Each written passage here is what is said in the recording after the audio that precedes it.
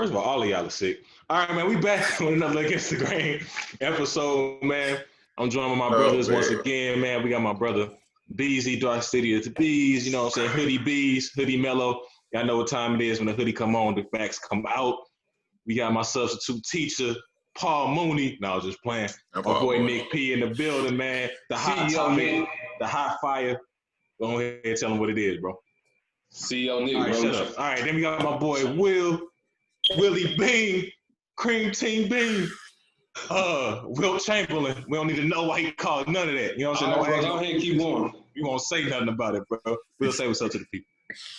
Another episode. We back. Cool, bro. Thanks for your enthusiasm. Anyway, man, we got an interesting topic today, man. I think it's something that, needs to be talked about and prevalent within the Black community.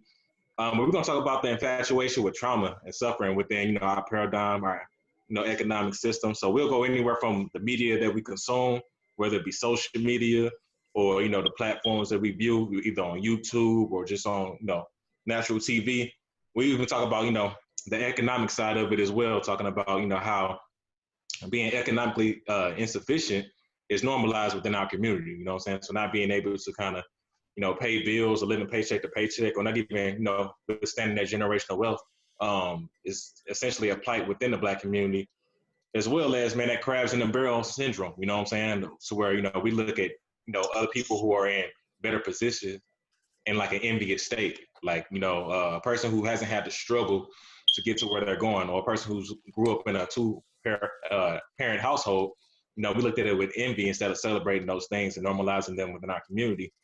Or those who haven't struggled or have those street, accolades, if you will, are often shunned in the Black community as not, quote unquote, being Black enough. So, man, it's a layered topic, man. I think it's something that's going to be, nice to dive into.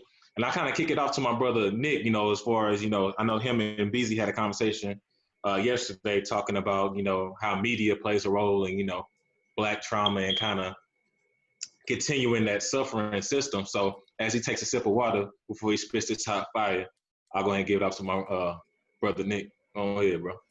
Right on, Dre. You did a subpar job. So check this out.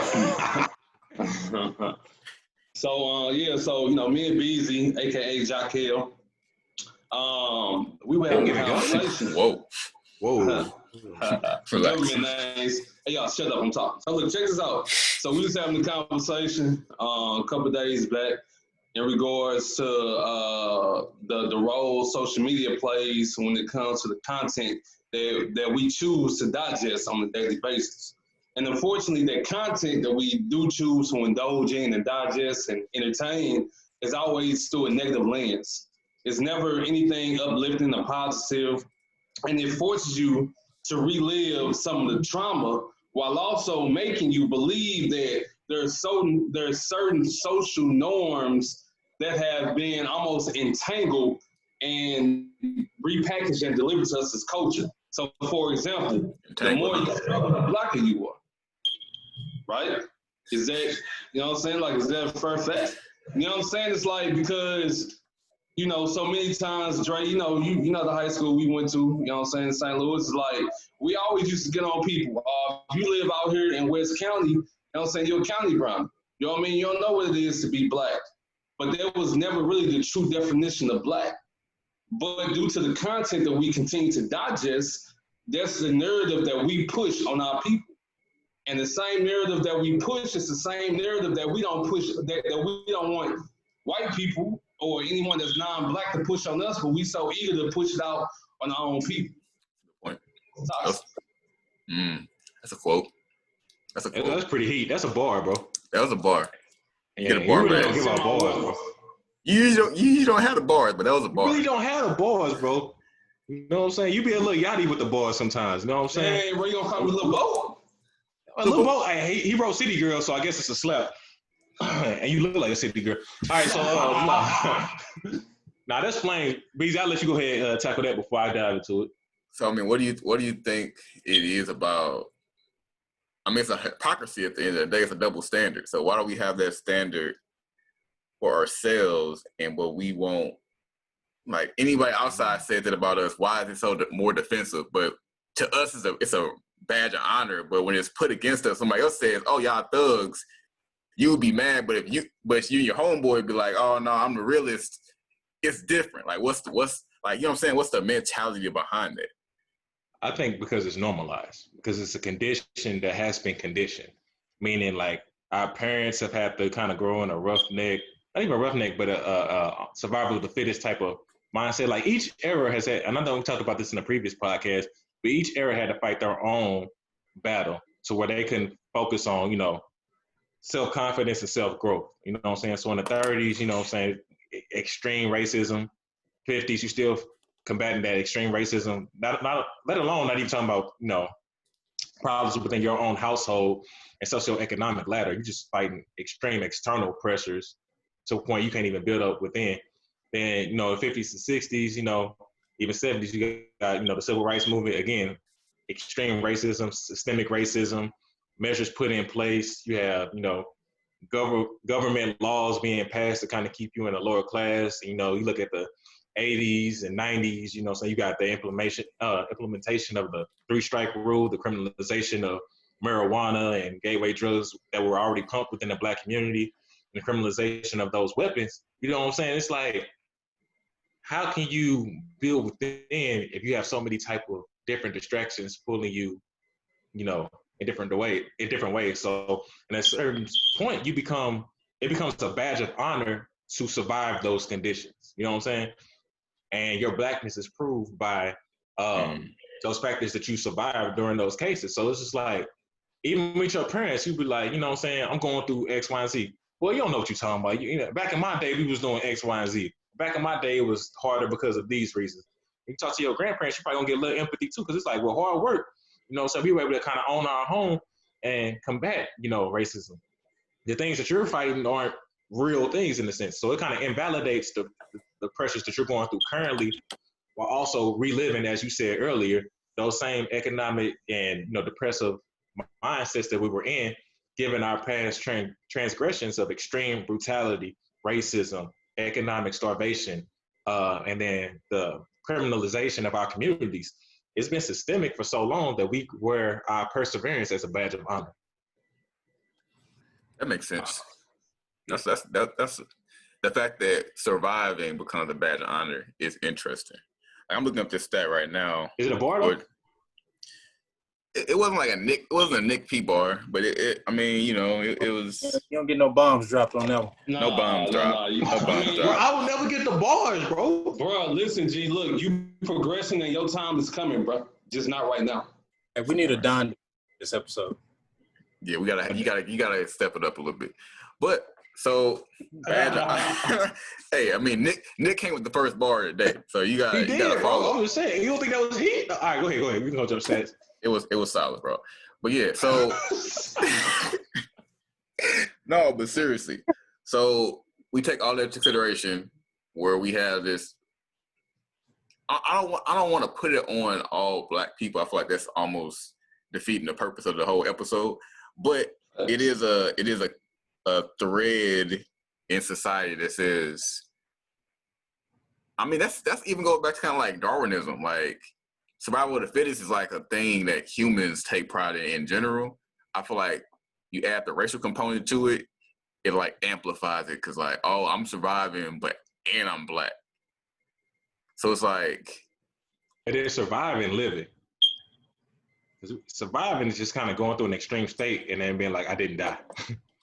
But living is living in a life to where you're comfortable, you can be self-sufficient, and you can in turn leave something to your family. So as a people, are we surviving or are we, you know, living? You know what I'm saying? To a point to where we can live.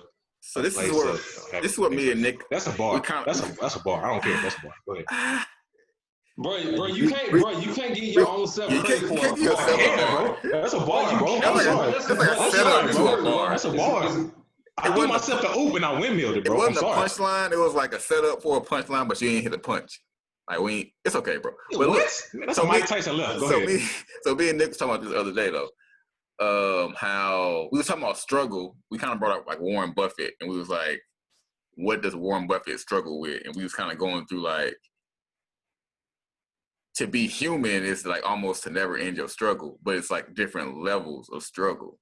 But how many humans, if we have this, like we said, surviving versus living comfortably, how many humans on the planet like live realistically comfortably? Like, it's not that many. Like, as far as percentage wise, like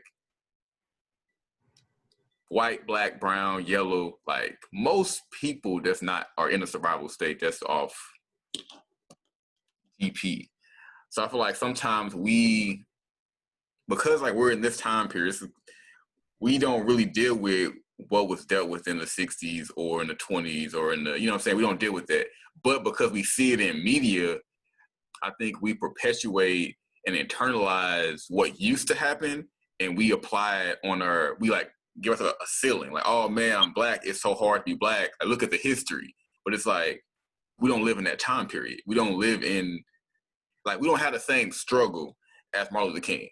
So it's like, it's so far removed that I think it becomes It ain't that far removed, but go ahead. It not as far as time. It's not even removed yet, but not as far as like it's over. But I'm saying the impact it has on the individual's daily life is exponentially less today than it was 50 years ago, even 30 years ago. So it's like, which isn't that long ago. Go ahead. It not that long ago, but it's still different. Like, if I have a child and his life is better than my life, it don't matter if it's one generation ago or not. He's living a better life. That's because of what I did. But so it's like we live in a better time. But I think we internalize all the strife and pain, sometimes unnecessarily, to today. And I feel like we don't have to carry that burden with us all the time. You can't even necessarily say a better time. It's just a different time. Like the struggle is still a struggle. Like, so it's like better, but it's better though. Would you rather be black today or black in 1920? Regardless, no, that's fine. I'm talking about towards like the last 30, 50 years. We're still dealing with a lot that they had to deal with. It's just more covert than overt. So it's more systematic now than it is in your face than it was then. That's a bar. Okay, bro. We give him a bar. It's a bar. But look, We give him a bar. It's a bar, but check this out. What exactly are we asking for, and what are we really looking for realistically? Because you say it's still a struggle nonetheless, but everybody is going to have to endure some type of struggle, right? The biggest thing, and BZ, I agree with you, from the standpoint of I would rather live in 2020 opposed to being a black man in 1960. Because, bro, back then, bro, you had to have politicians walk you into these predominantly white colleges with mobs lining the sidewalk because they did not want you in the same classroom as their kids. So it was more so in your face. Now it is behind the scenes, but every black person does not have to live out the same experience. And I think that's the dangerous thing when it comes to black people. We identify so much with everybody else's struggle. Guess what? If Drake get pulled over, guess what? I'm gonna feel what you feel. He got I bars didn't get pulled over though. You know what I'm saying? I'm not saying it can't happen, but bro, anything can happen. So I think we have to really be realistic with what we're really looking for in life. That's a bar. That's a bar. He nice with it too. It's the glasses, bro. You definitely cheat. It is the glasses.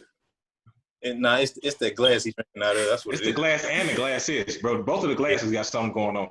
But listen, but that is a good point. But let me interject with this before we transition to the next joint. It factors into the condition of that, because I understand that we are in a different time frame than the 1960s or even the 1920s, 1930s. But these are the people who are raising us. So it's really nature versus nurture at that point. Like, who's nurturing, conditioning you in the household in order to feel what you're feeling? You know what I'm saying? Like, most kids, those little white kids, aren't born Trump supporters or born super racist like I hate black people. It's when they're in the back seat of the car and dad going off about this black coworker or this black stupid person who messed up their budget or quote or whatever it was. And innately, as he talks more about, black people are dumb or animals, savages, and things like that, those things are kind of embedded within them. So like I said, that same type of philosophy comes with the people who are raising us. You know what I'm saying? So if your mama or your grandma, and this happened with my grandmother as well. My grandmother wasn't racist by any means, but she worked for, this is my great-grandmother, a white person who was very harsh and mean to her. You know what I'm saying? She was in the house, she was cleaning up, harsh, mean demeanor didn't talk well about her. So she didn't harbor like extreme hate. But my grandmother, seeing that, learned to resent white people for what they did to her mother. You know what I'm saying? The fact that they didn't give her the human compassion of those things led to a resentment of that people and the apprehension of that people. So yeah, I think if that's going to be continued in your household, you know what I'm saying, it takes a certain type of wherewithal to kind of break those conditioned barriers of thinking, you know what I'm saying, like these things are going with you. But, like I said. but that's the process of breaking any struggle. And I think it's what Nick's saying, like everybody gonna deal with some kind of struggle. Whether if racism was eliminated today, there was no racism at all. There would still be struggle. So I feel like that can't be the only. That can't be the reason that we use to like. I guess like continue to stay in the same position that we in. Yeah. Because so check this out. So I struggled early on in my career being a black man in corporate America because I was always looking for fair, right. And I think as black people, we have to accept the conditions that we currently in while anticipating more new and fair conditions for us. You know what I'm saying? Because so many times, bro, like we not even giving ourselves a chance to truly fight the battle. And I agree with you when it comes to when it comes to the nature versus nurture. But at the end of the day, bro, we don't have that in any capacity that we deal with in life. Bro, it's almost like, bro, if you're an athlete, you know what I'm saying? I'm like, well, it's not fair because Dre is better than me because Dre is 6'5". Well, it's like, well, that's Dre's advantage, right? Like that's Dre's advantage. We have to figure out what our advantage is in every situation because every black person is not going to have the same experience. And I think that's the issue that I have with social media is that we tie the same experience to all the black people in the world. And we're all buying into this notion that we're all going to go through X, Y, and Z. And bro, that's not the case. Yeah. That is simply not the case. So we have to begin to look at things from an individual standpoint as black people instead of grouply or collectively as a unit. I do want to talk about, hey, don't worry about that, little man. You wouldn't know what that is. But anyway, the only thing I want to talk about is social media aspect, because I feel like we kind of got away from that, was just that it's this weird infatuation that we have with like messiness, gossip, and things that are naturally destructive in our mind. It's almost like a getaway, or it's like that misery loves company complex. You know what I'm saying? And it's like, we can choose, and I know we had this conversation previous, like you can choose to only follow media that stimulates you. However, as a people, predominantly, we gravitate towards things that are messy. Like you gotta think the number one news generating thing in the black community is the shade room. The shade room really tells you the developments of how things are going. And that's people really send me that, like to keep up like with different cases and things that are going on in the world. They send me shade room posts. I'm like, do you not know this thing is called literally the shade room, like being shady and dwelling in gossip? But like that's really how we, get most of our information. And as a people, we gravitate towards such mediums for some odd reason. And that's the thing that I kind of wanted to, I guess, get off my chest about. Like, I don't understand our weird infatuation with like messy things that don't really progress us. And it's like, it's traumatic things. Like we like infatuated with nothingness and gossip and things that don't kind of progress us as a unit. So that's the thing I kind of want to throw out there. I mean, I go ahead, Will. I think a lot of times the reason we as a people are drawn to that is because of our history of being traumatized. So like until you fully grasp and accept your history and your past of traumatization, you are bound to repeat it. And whatever type of traumatization you look at or view, nonetheless, you're going to continue to repeat that cycle of being traumatized, however you consume it, whether it be TV, music, social media, whatever. So until we as a people in our heads, okay, this is something that's detrimental to me. You're not gonna tell yourself, hey, I need to stop this until you accept the fact that it's detrimental. So the biggest issue I have with when it comes to social media or entertainment is that we have to look at the ownership of these networks. The ownership of these networks are white individuals, white males, a lot of Jewish males at that, right?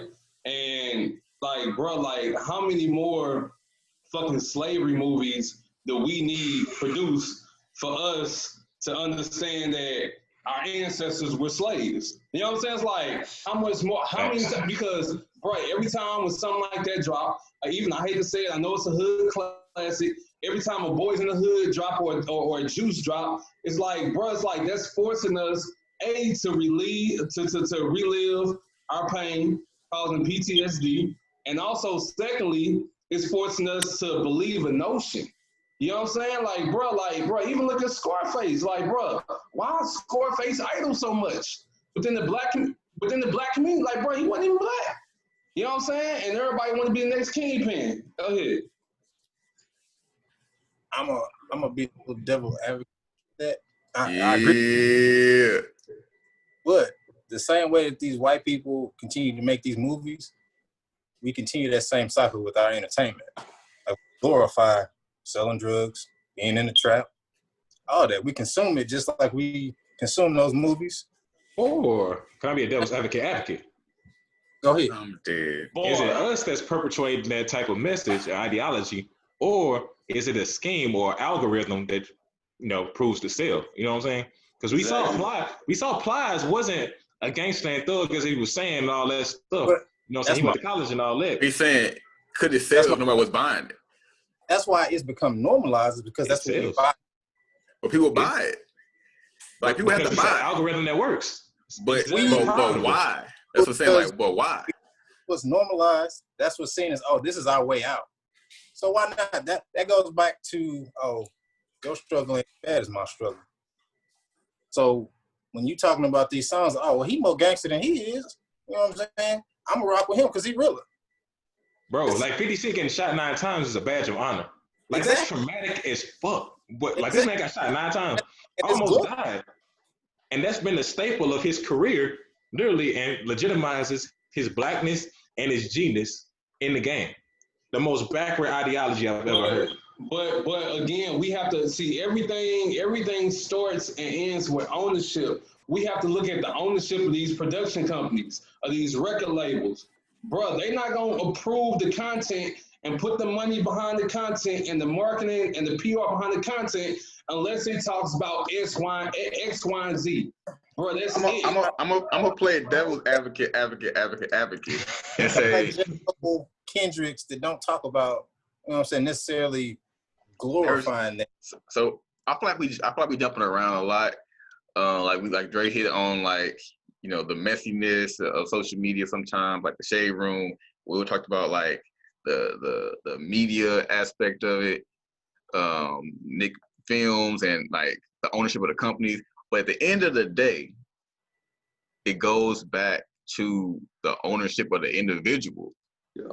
Like, that's a book.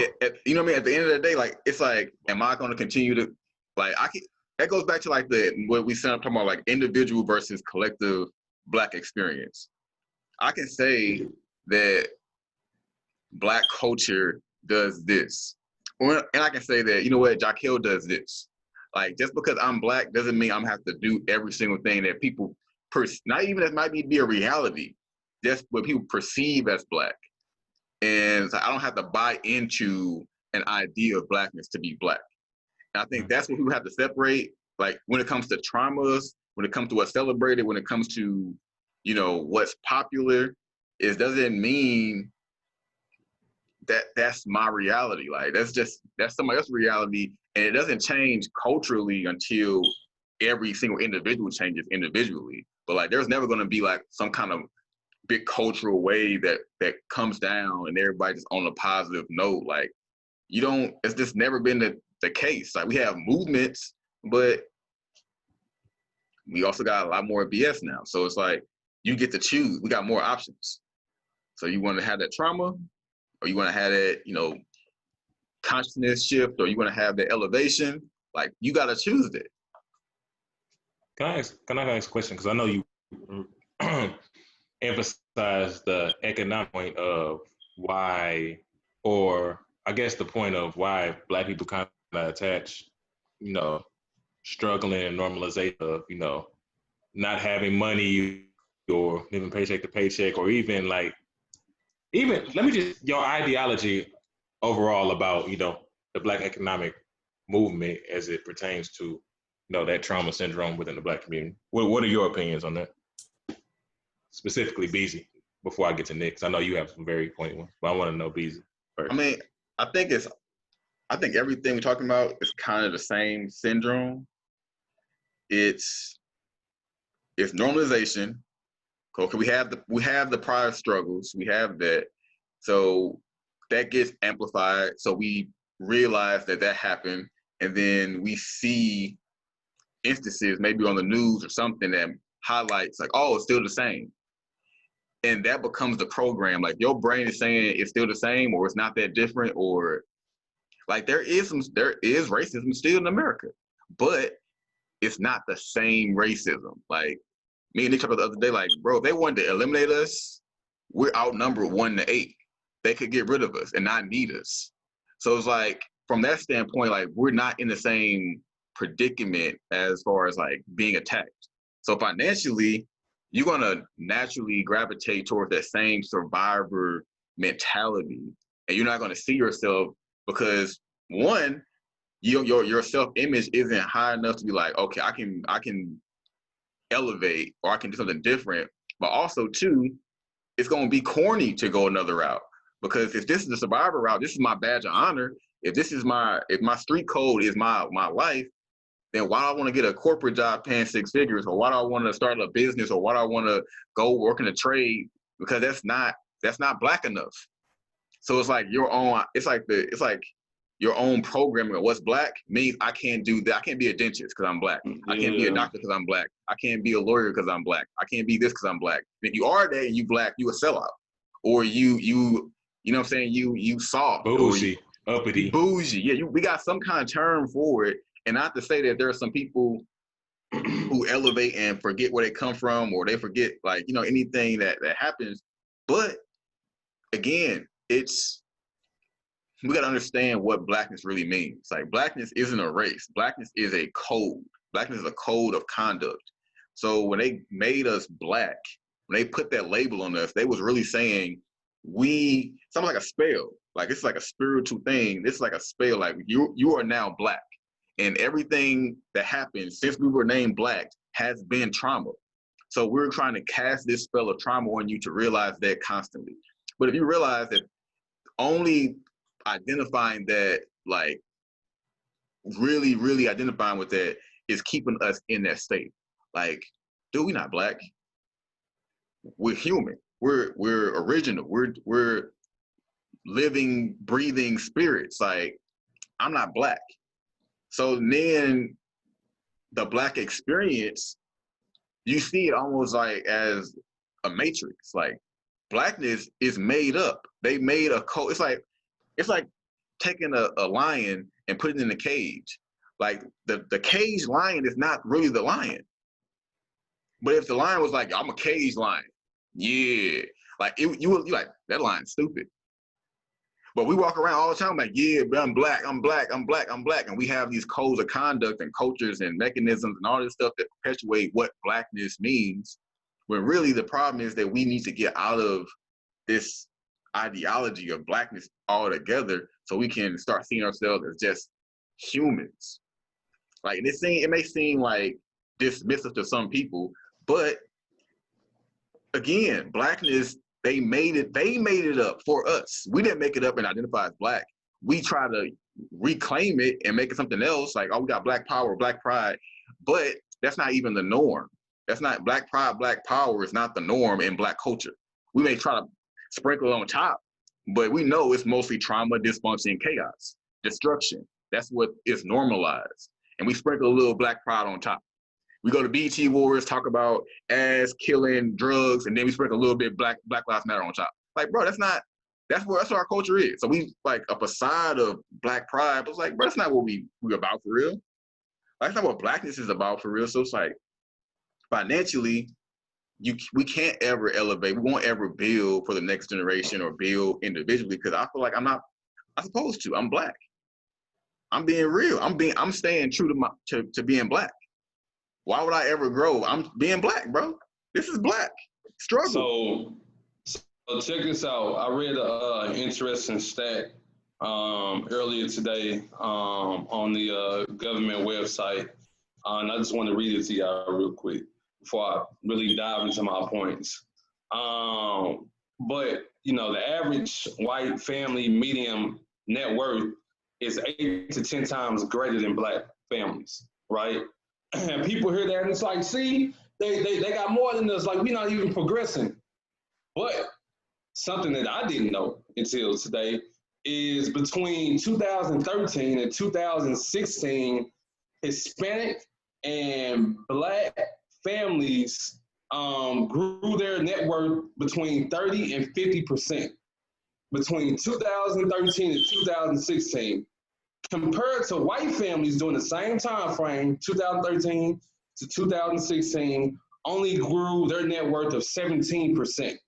So that lets me know that there is progression within the black community. It's just that now it's about what type of content are we going towards and how are we really gauging growth and scalability within the black community. Because, bro, I guarantee you, whether it's us or whether it's any of our listeners, viewers, or subscribers, and please do that on YouTube, IG, and Facebook. Shouts out, right? No, bro, no one knew that we grew our net worth 30, 50% between 2013 and 2016. So again, that ties back into the first point of what type of content are you digesting? Because all we hear is struggle and that we second class. But it's like, bro, we're making progress. We're making steps. But given the fact how we're from a population standpoint, we're significantly less. We only make up 13 to 15% of the American population, bro. We're not gonna have the same net worth as what a white family is gonna have, given the fact they make up 76%. And I'm talking about in its entirety right now. You know what I mean? So I feel like we're making progress. It's just that, bro, where are you getting the information from? Because the information you read, we all know that we're going to generalize everything. See, look, black people not progressing. That's why I'm not progressing. But I guarantee you, folks knew that we was progressing in those in that 3-year time span. The mindset would be completely different. I see what you're saying. I was gonna only interject by saying somebody who is struggling gonna see that stat and be like, "Dude, I don't care. I'm still struggling." But I think both ways we can't get too attached to a collective statistic because it's so, like, it can be manipulated. Like, that can be some at the top, maybe Oprah got her net worth increased and it just moved everybody else up. You know what I'm saying? Like,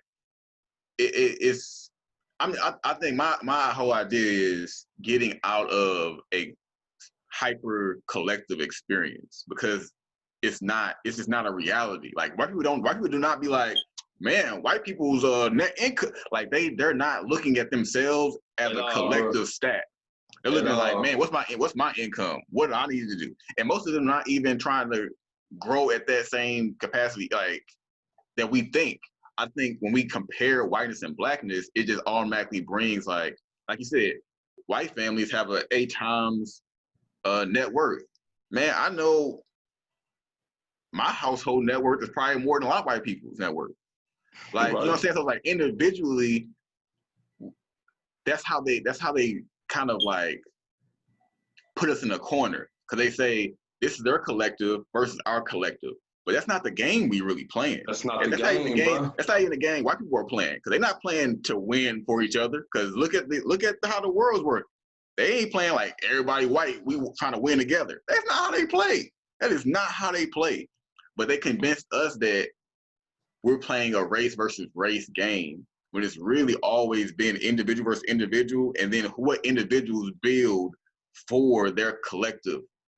So, like, if you don't have individuals building, you gonna lose. I disagree with that.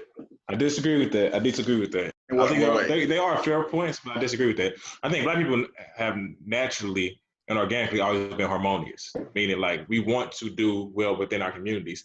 This structure that we're in, a capitalist structure, prizes individualism as far as, like, getting to the next step.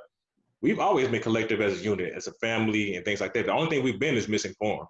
Like, we don't allocate the things that we need. So as Nick was saying, like, some of those numbers can be a catalytic agent towards someone getting hope or getting the confidence. Like BZ and Nick and Will, you are blessed with the confidence knowing that you can do whatever you want in this life and be the greatest version of yourself.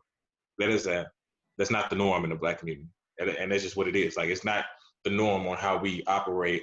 I ain't gonna say we. That's not the norm and collectively as a community, simply because the education system we are, you don't see those Black philosophers.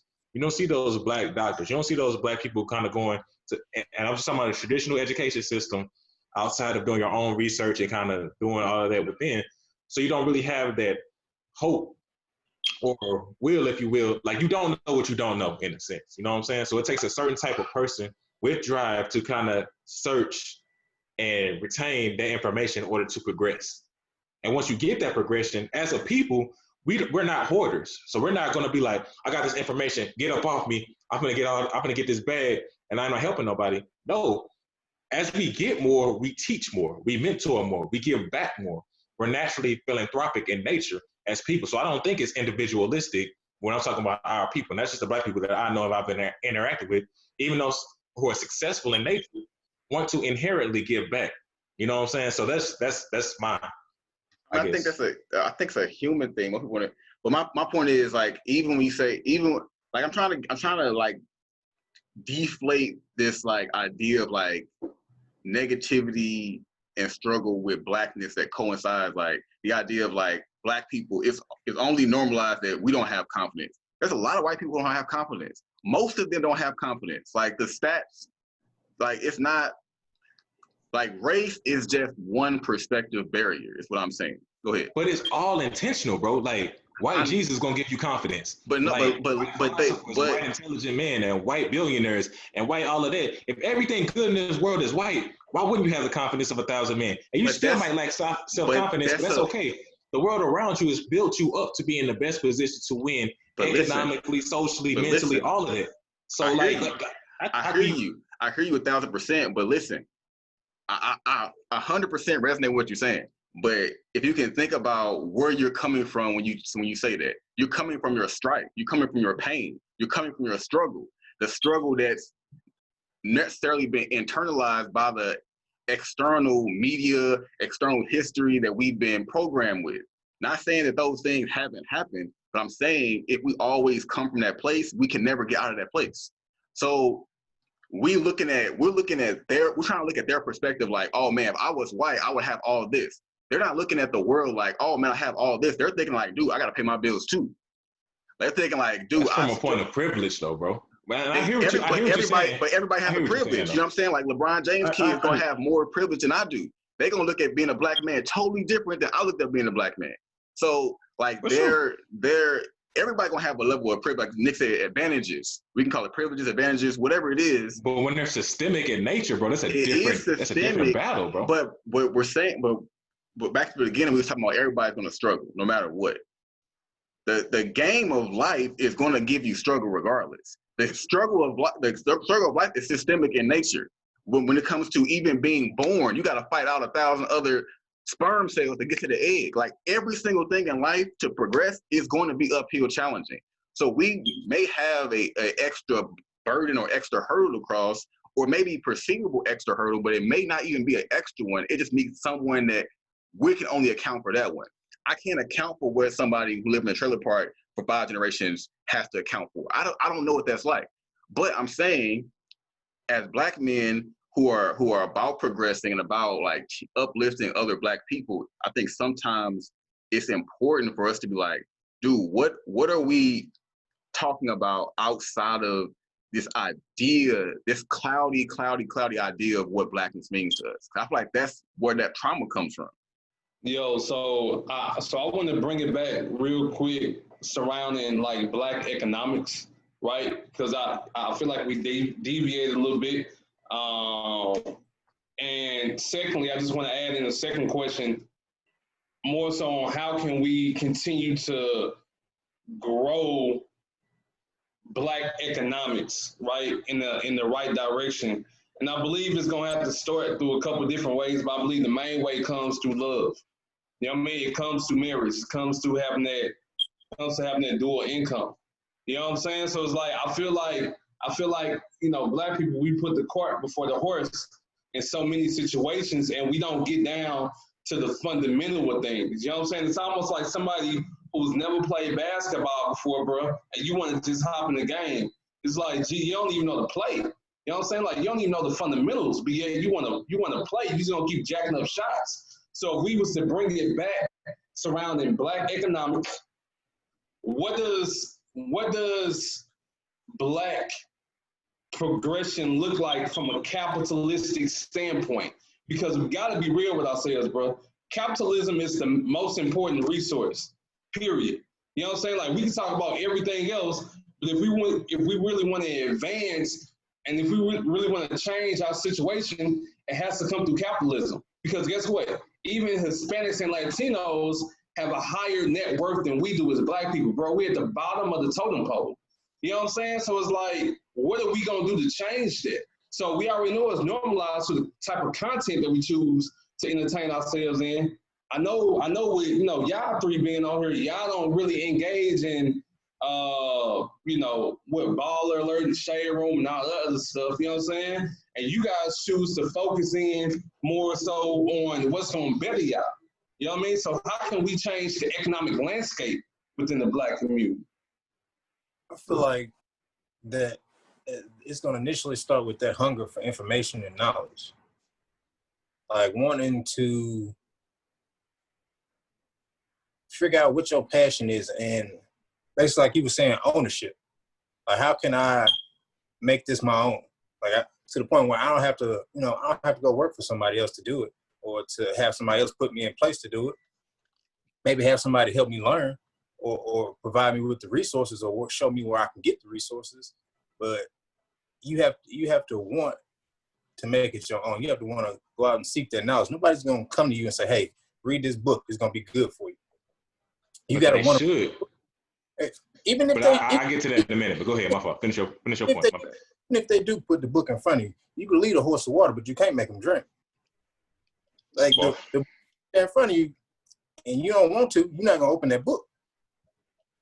So it's going to start with us wanting to be hungry for information. And back to what Nick was saying about the whole growth, I think we're getting to that point where information is more readily available, and we're seeing it to where it's like, okay, this may be something we can do, or I can do, and I've got the resource to do it. Let me try it. Let me see what I can do, even if I fail at it to begin with.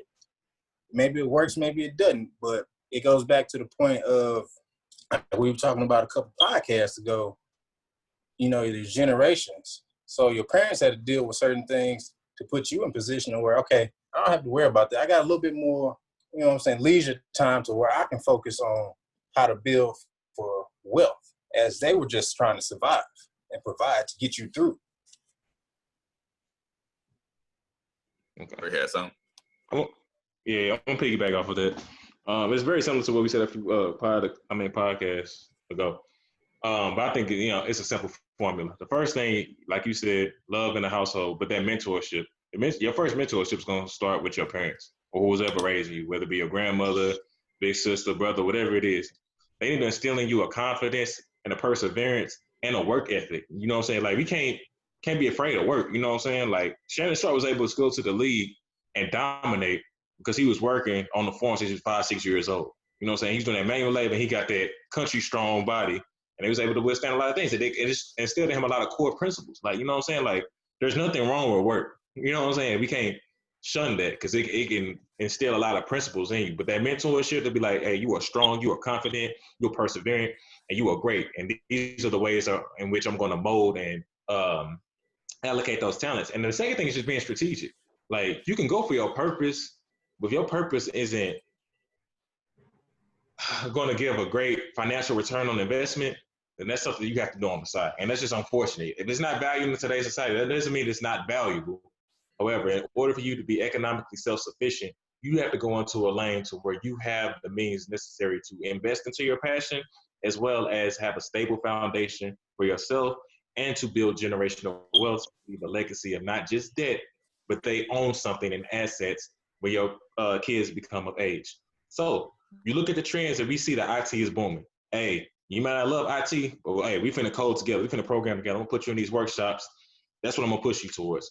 And we're gonna get this as minimum, the lowest cost possible in order to get you as adequately trained. That way, even if you don't love your job, as long as you like it and you still grossing about $90,000 a year, by the time, I mean, if you like 21, grossing like 90,000 a year, you're gonna be good. More often than not, you're gonna have enough money to pay off your debts, and you got enough money to reinvest in some things that you're passionate about, while also having vacation and times like that. And then we have to build a mode of building assets over liabilities. I mean, there's perfectly fine with having expenditures and spending money on leisure things. You're gonna like some things that are frivolous purchases in nature. Some people are sneakerheads, some people are fashion forward. Some people just like to eat a lot. Whatever your vice is, perfectly fine. It's just balance, you know what I'm saying? So if you're gonna spend X amount on this, these amount of resources are allocated towards investments, which means you spend $1 to make $2.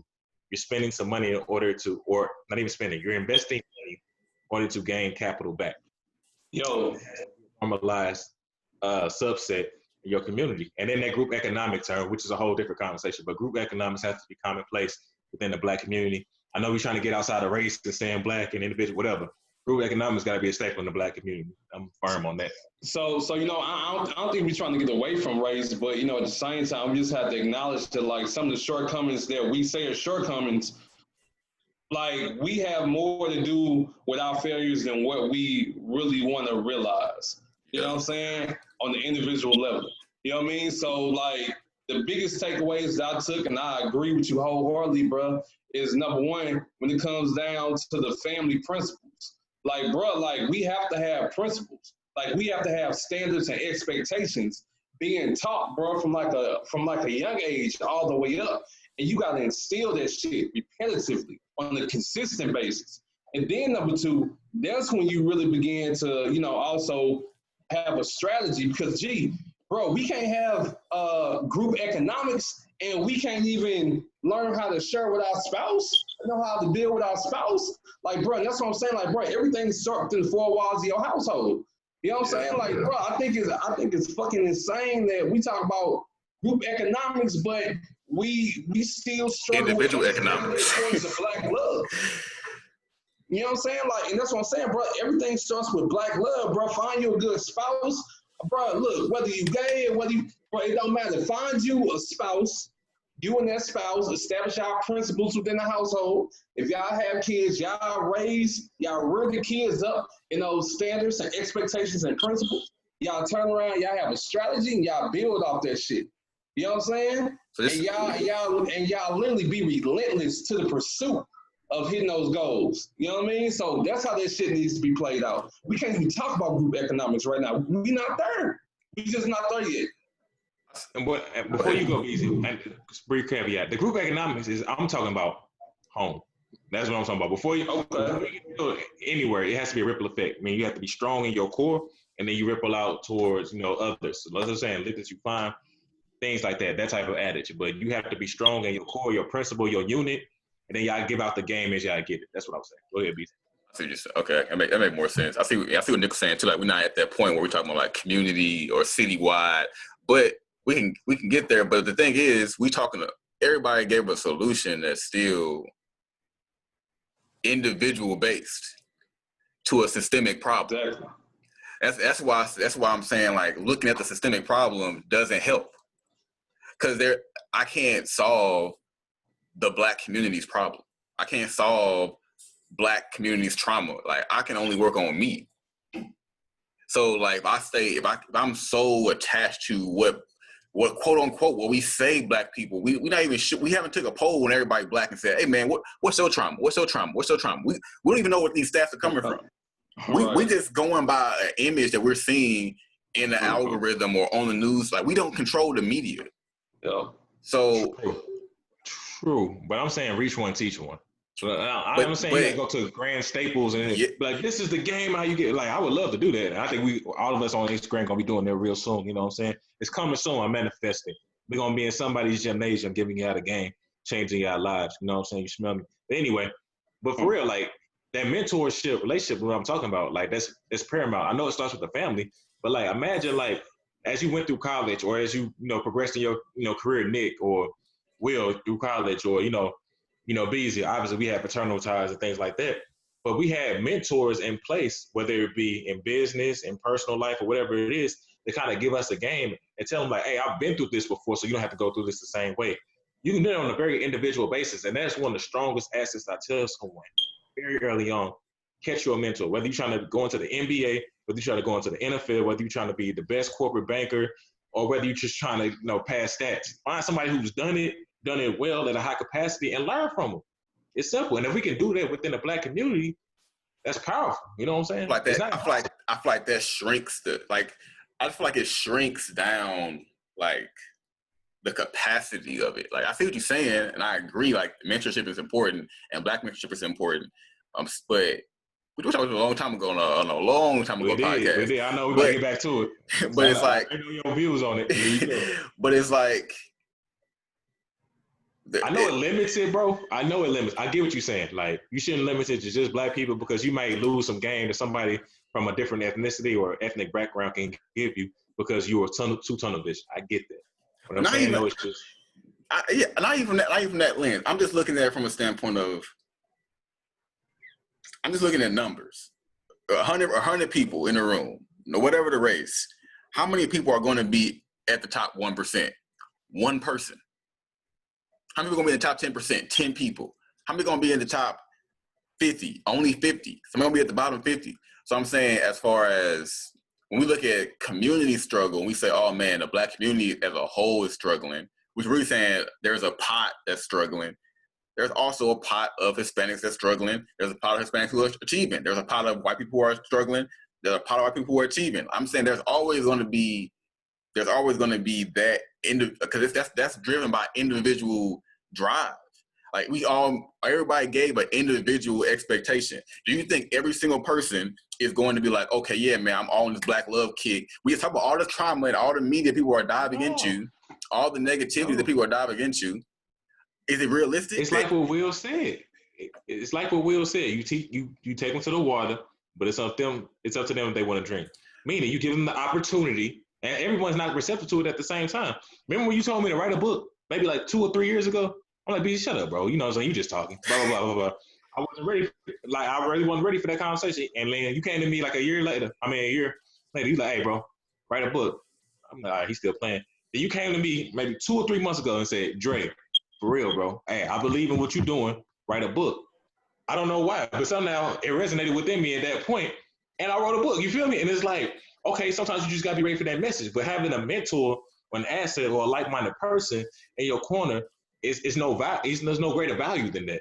Facts. And if they can be Black, great. I don't care if they Black, I would prefer them to be Black. I'm just saying, like it's still up to the individual to rise to a certain level. And I'm saying, as far as we talk about in a capitalist society, there's always going to be a bottom 50.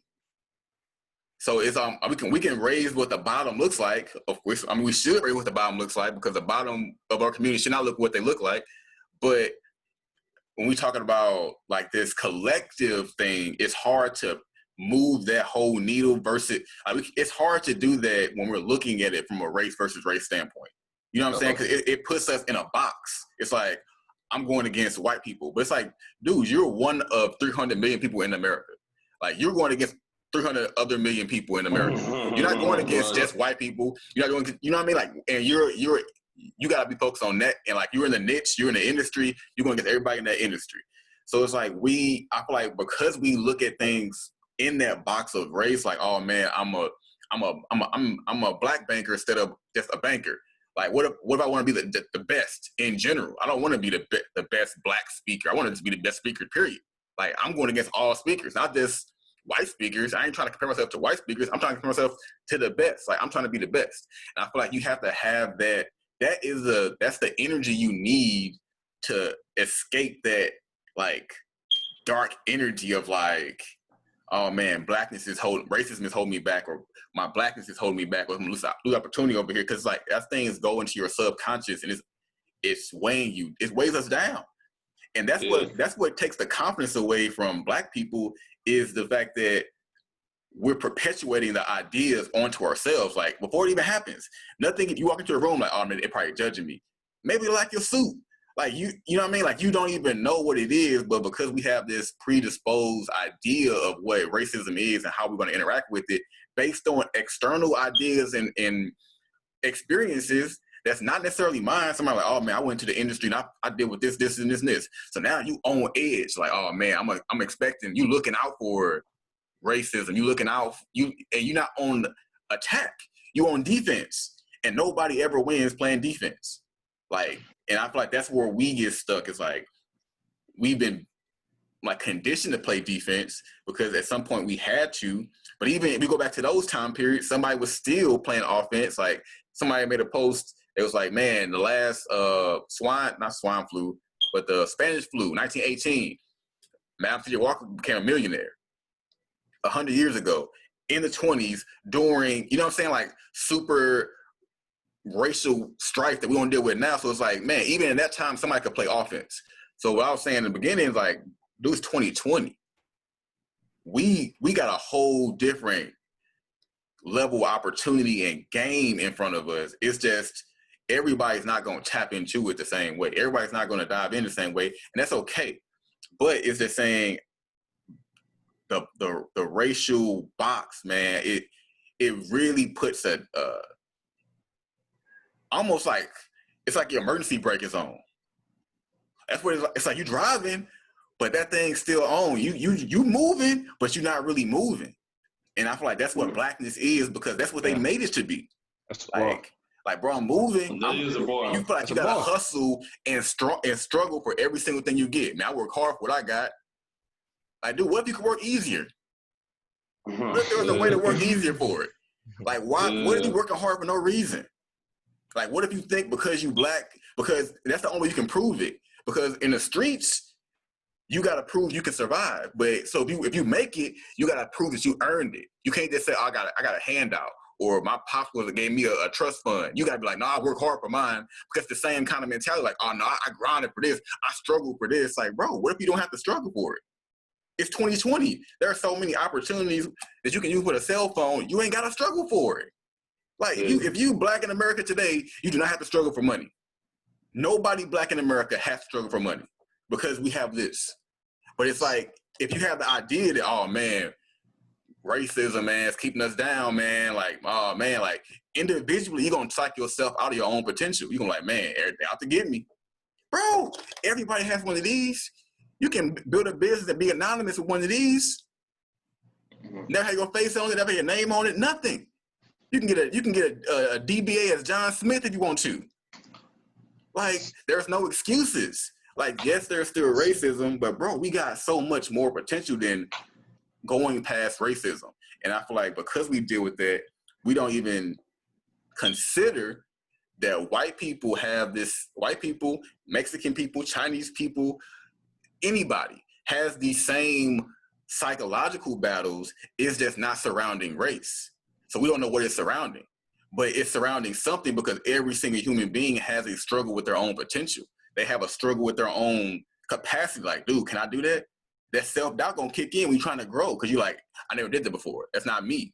So you're trying to change your identity. Everyone has to deal with that if you're not born rich. And even you born rich, you may deal with, I don't know. You may be like, man, I don't deserve this. Would I blow it all? Like, I don't know what the thought process would be.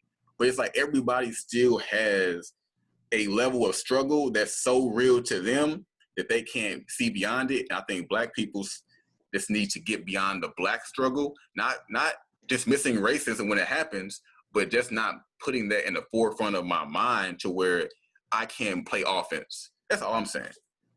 So, to wrap it up, because I feel like, man, we had a dope ass conversation, dope ass topics. But to wrap it up, social media or just the internet in general, man, it's like, it's a vehicle, and we choose what content we want to, entertain or not entertain. So that's about choice. You know what I'm saying? When it comes down to the economic normalization of black struggle, that's also a choice on whether we want to believe that notion or not. Even though it's being pumped into our societies and in our communities, we still have the ability to not be influenced by that. You know what I mean? And then lastly, just when it comes to that crab in the barrel mentality, I believe all this ties back into Black love and having the Black home structure. You know what I'm saying? So everything that we discussed today, the foundation of everything, if y'all don't take anything away from this, is we have to focus in on Black love. We have to normalize Black marriage. We have to normalize having both parents in the household. We have to normalize having principles and morals that we are teaching down from generation to generation. And in doing so, we're going to really learn the importance of moving together as a unit. And then therefore, that content that the media try to push on us is not going to have a heavy influence on our family and on the rest of our generation. So systemic racism is real. It is out here. You do have a lot of people who do not want your best interest at heart, but it's no different than being an athlete. And if you're a receiver and the DB don't want you to catch the ball, because at the end of the day, you're going to figure out how to catch the ball. You know what I'm saying? So again, man, look, this has been Against the Grain, man. Please like, share, and subscribe on YouTube, IG, Twitter, and Facebook. I think we got a Facebook. We should have a Facebook. Everything else, man, look, the main thing is YouTube and IG, man, and Twitter. You know what I'm saying? So, and on blackpeoplemeet.com. You feel me? Brothers, hey, Dre, shout out, man. I think you had like a little baby bar, something like that. You had like a open mic night type bar. It wasn't, okay. Never mind. Hey, man, look, man, y'all go ahead, man. Have a blessed evening, man. We out. Yes, great. So